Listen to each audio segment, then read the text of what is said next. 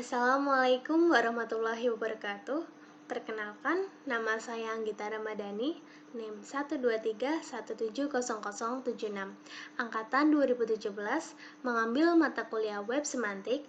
Pada kali ini, saya akan membahas proyek ujian akhir saya mengenai ontologi dengan menggunakan Protege dan mengimplementasikannya ke dalam web application menggunakan NetBeans. Di sini saya menggunakan dimsum sebagai tema saya, yaitu saya mempunyai kelas dimsum dengan subkelas komposisi, saus, dan varian.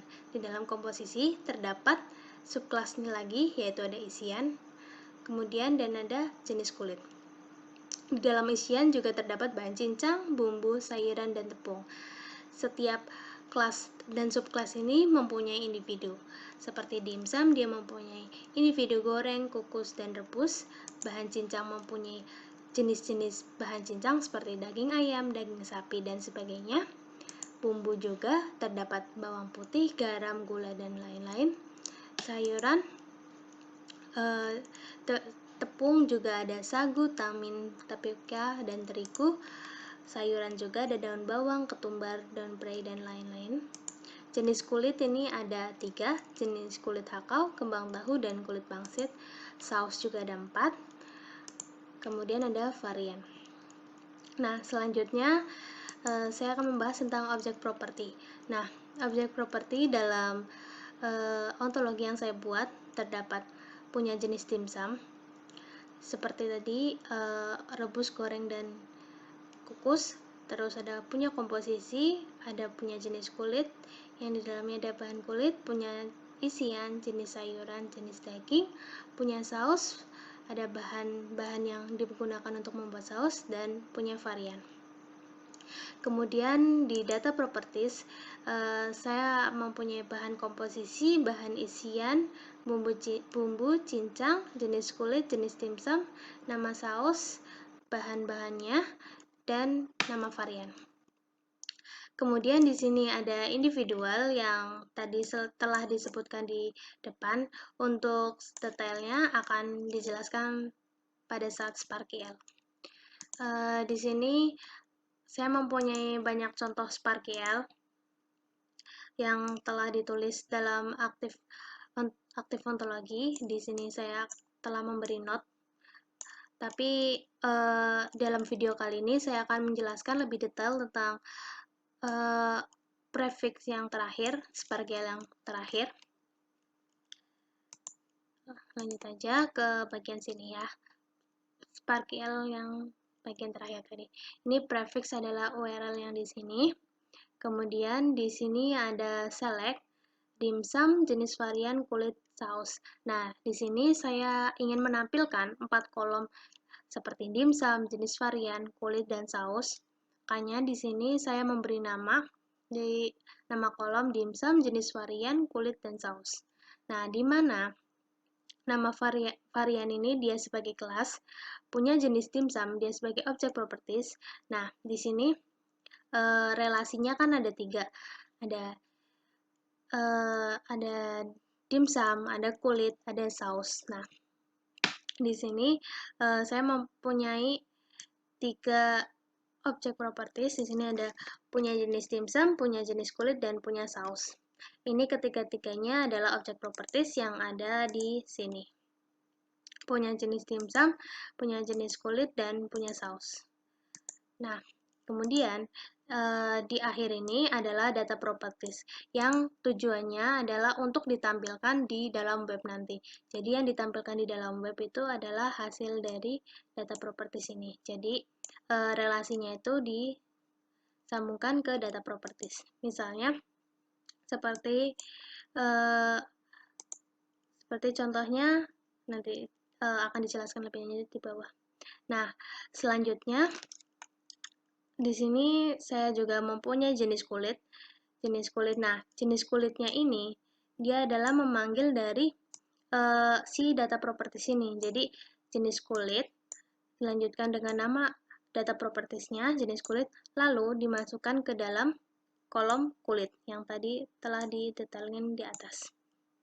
Kemudian juga ada nama saus sebagai data properties, ini juga data properties. Lalu saus ini juga nama kolom yang di atas. Kemudian yang selanjutnya adalah jenis dimsum.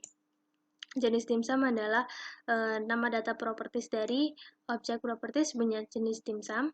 Kemudian ada jenis dimsum dan dimsum sebagai nama kolom. Nah, terakhir di sini ada jenis varian. Jenis varian ini adalah data properties dari yang macam-macam jenis dimsumnya itu. Nah, di sini ada varian, lalu kita langsung panggil data propertiesnya, kemudian lalu dimasukkan ke dalam kolom jenis varian.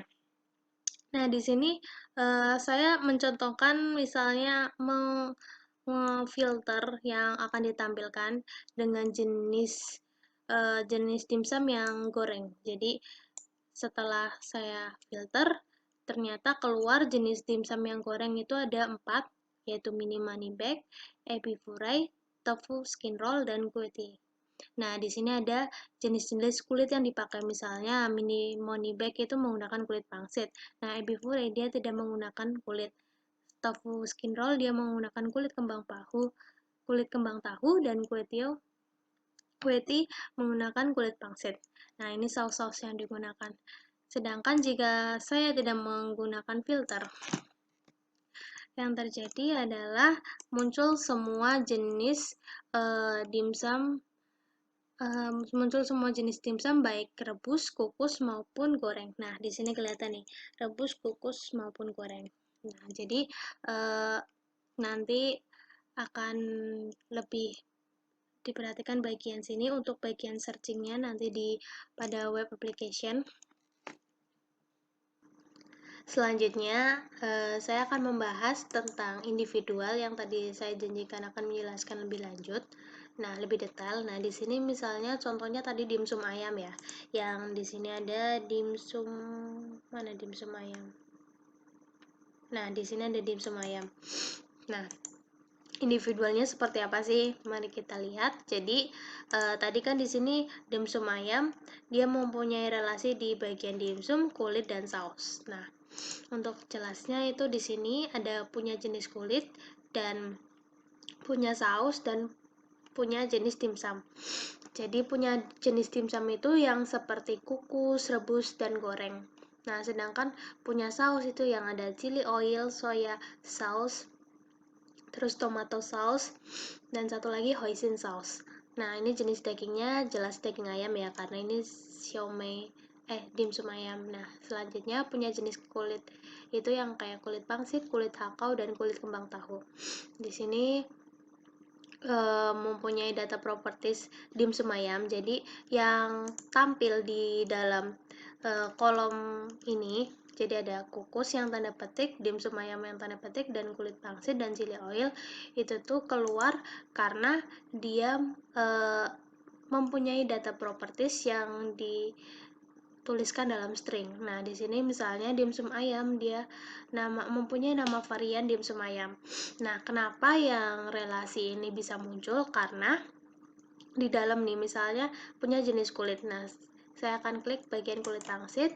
Nah, di sini di bagian kulit pangsit saya juga memberikan data properties jenis kulit pangsit agar bisa tampil di dalam kolom query ini. Terus lanjutnya itu tadi juga ada punya saus chili oil. Nah, di chili oil juga sama, ada nama saus chili oil sauce. Nah, di sini nanti nama data propertiesnya nama saus, lalu akan muncul kata-kata chili oil jika terdapat relasi chili oil ini.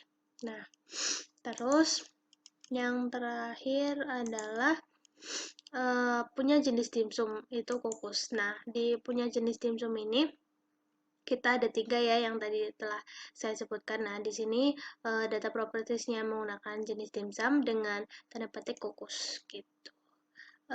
Sedangkan di nama varian ditulis dimsum ayam. Jadi kayak yang di kolom ini dimunculkan karena ada relasi antara satu dengan yang lainnya, dan relasi tersebut dihubungkan dengan data properties agar bisa tampil di dalam kolom ini. Nah, jika nggak ada data properties, maka nggak bisa tampil di sini kata-katanya, soalnya yang tampil di sini tuh bukan individual, melainkan si data properties. Karena kalau individual yang tampil di sini, dia tidak akan bisa tersambung ke dalam nanti NetBeans. Jadi untuk menampilkan di NetBeans-nya itu kita pakai data property untuk dipanggil kayak linknya ini loh, ada link stringnya ini. Untuk selanjutnya itu mungkin sama ya seperti dimsum salmon, dimsum seaweed, cuma beda isinya aja. Nah, mungkin bagian individual saya akan menjelaskan lebih detail di bagian itu saja. Nah, yang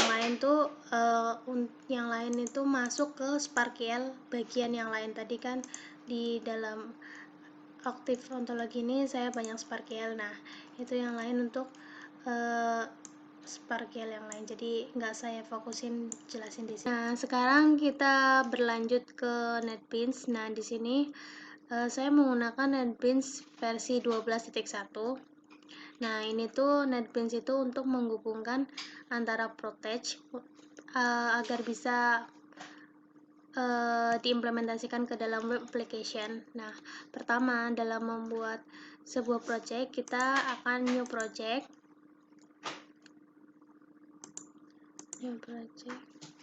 Nah, kemudian jika new project kita pilih Java Web, kemudian Web Application, lalu kita ngasih project name-nya dan kita pilih lokasi foldernya. Kemudian kita pilih servernya Glassfish Server. Nah, di sini saya menggunakan Java versi 8. Kemudian next. Nah, di sini framework yang kita gunakan tidak ada salah satu dari sini, jadi lewati aja langsung finish. Karena saya udah membuatnya, jadi langsung aja ke ke project saya. Nah, nanti setelah projectnya terbuat, nanti di sini ada project semantik yang tadi sesuai nama dan web page. Nah, di sini tadi kan ada framework. Nah, di sini saya menggunakan library Jena. Tujuannya itu untuk menghubungkan antara Protege dan NetBeans ini sendiri untuk menghubungkan ke web application atau project semantik. Nah, kemudian kita juga menambahkan file yang bernama Sparkle util.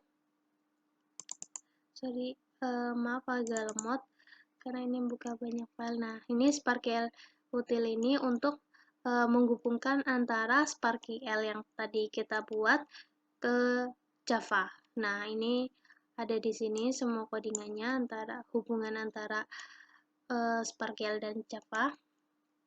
Kemudian file ontologi tadi kita itu juga dimasukkan ke dalam web page ini, jadi ke dalam folder web page. Nah, di sini ada dimsum2.wl, nama file ontologi tadi kita. Nah, kemudian di sini ada index.csv, yang mana itu isinya itu kan kalau file awal tuh index.html. Nah, kita buat file baru. Nah, kita kasih nama index.csv.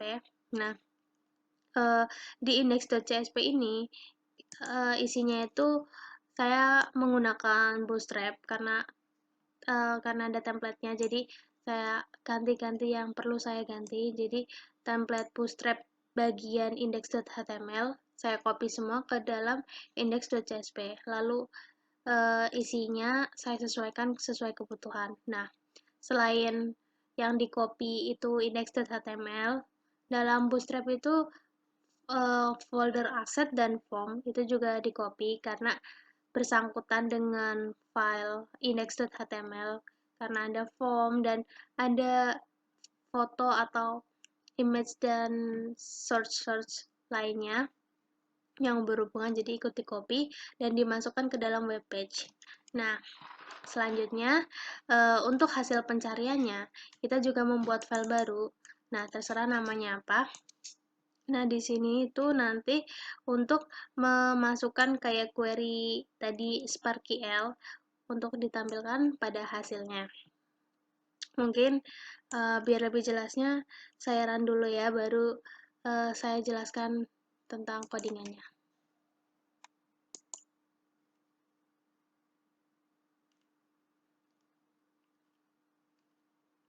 Ini aplikasinya cukup berat ya, antara Protege dan NetBeans ini, jadi agak lama banget.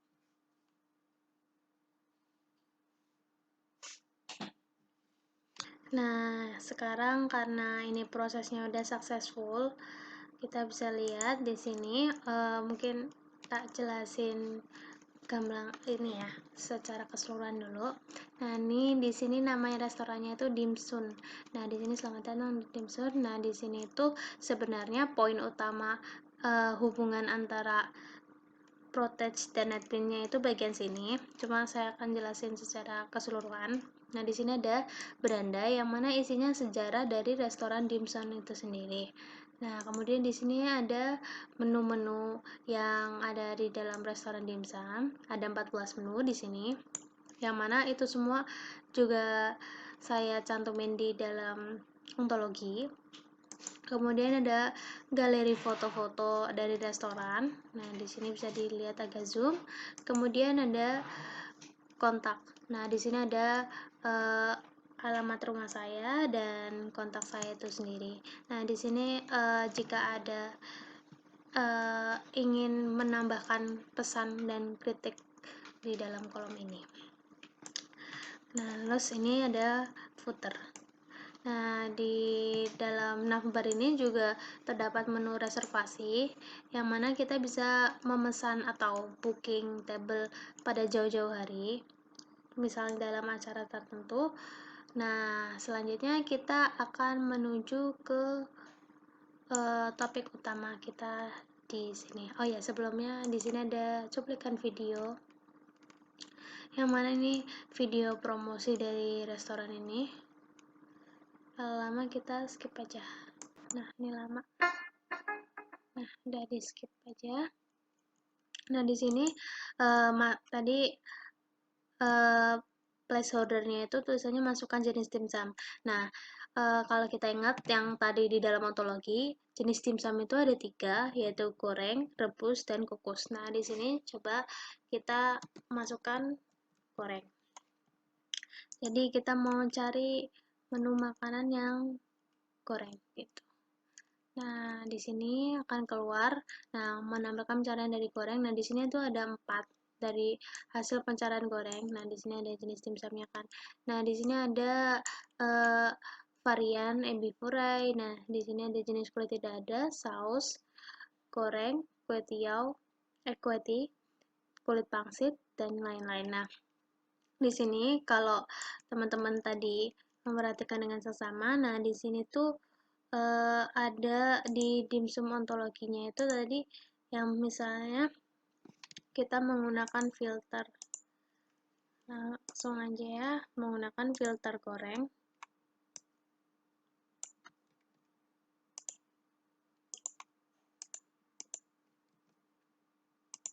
Nah, ini kan jadi yang tampilkan sama ada mini money bag, ebi furai, tofu skin roll, dan kueti. Nah, di sini juga ada kulit dan sausnya, jenis sausnya. Sama seperti di sini ada ini mini money bag, tofu skin roll, dan kueti ebi furai. Nah, untuk lebih yakinnya, saya juga menyediakan menu yang dimana menu ini tuh ini kan yang menu keseluruhan. Nah, selain itu saya juga menyediakan menu dalam bentuk filter, kayak tadi kan filternya dalam bentuk searching. Nah, kalau ini tuh tinggal diklik. Jadi misalnya tadi kita goreng. Nah, hasilnya juga sama, ada ebi furai, kueti, mini money bag, dan tofu skin roll. Tofu skin roll. Dan sini ada harga dan penjelasan lebih lanjutnya, deskripsi singkatnya. Coba kita nyoba yang bagian kukus. Nah,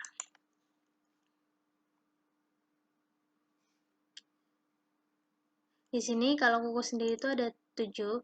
Tadi kan totalnya ada 14. Nah, kukusnya ada 7 dan gorengnya ada 4.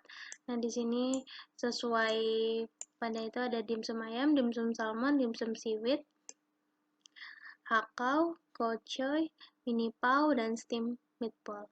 Nah, di sini kalau kita mau lebih yakin, kita bisa ngecek pada filter kukus. Nah, di sini juga ada 7. Dan yang terakhir kita coba sekalian yaitu rebus.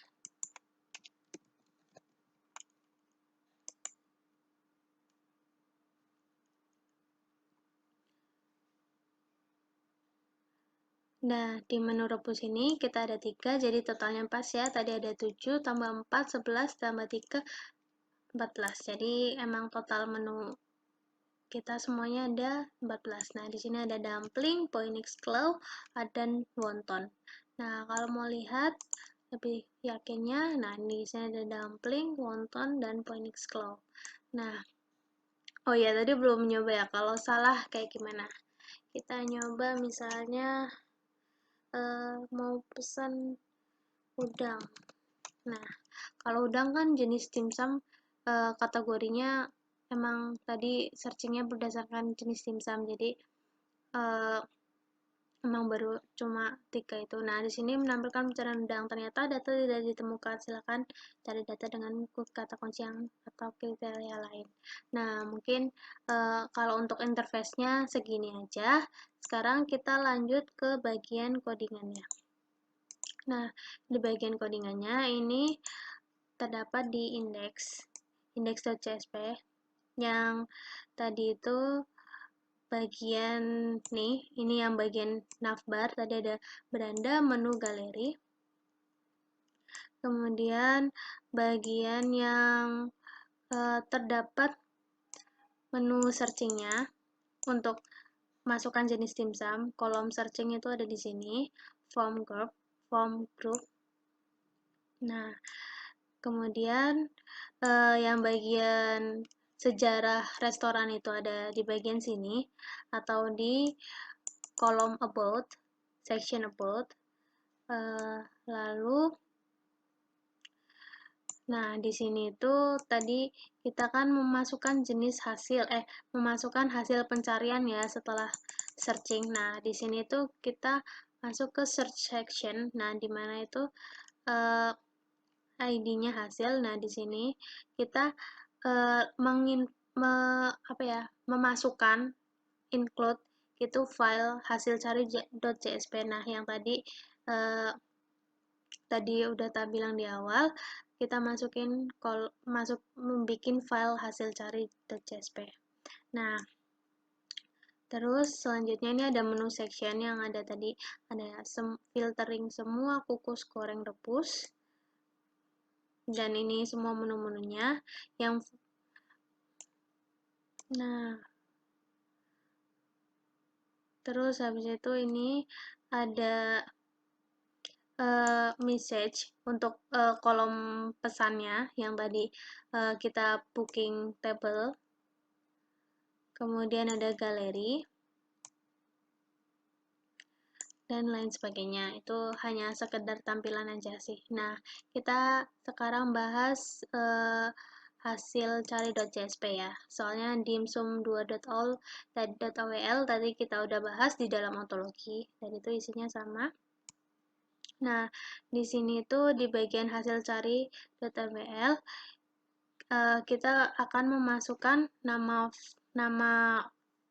file dimsum OWL, tapi di bagian bawah kita urut dari atas saja. Di sini ada prefixnya, yang mana tadi di bagian Sparkiel kan ada memasukkan prefix. Nah, ini tuh di copy ke bagian sini. Nah, selanjutnya ini ada query-query di bawah string query string. Nah, ini tuh termasuk Sparkiel yang tadi kita bikin. Jadi Sparkiel yang tadi kita bikin kan banyak. Nah, salah satunya itu saya masukkan ke dalam sini untuk digunakan untuk pencariannya. Tadi kan saya akan mencari jenis kulit, nama saus, terus nama variannya, dan jenis dimsumnya. Nah, tadi udah dijelasin di dalam ontologi. Kemudian bagian masukin value-nya untuk nge-get nilai dari si Sparkle-nya itu antara protest dan netpin itu ada di dalam sini. Ini ada dimsum, jenis varian, kulit, dan saus. Nah, terus yang terakhir adalah kita memasukkan file dimsum2.wl karena namanya dimsum2.wl, jadi jangan lupa dimasukkan ke dalam read file ini. Jadi biar bisa ngebaca file ontologinya itu, jadi nggak terpisah ya file ontologinya, dimasukin ke dalam. Mungkin sekian presentasi dari saya, kurang lebihnya mohon maaf. Wassalamualaikum warahmatullahi wabarakatuh.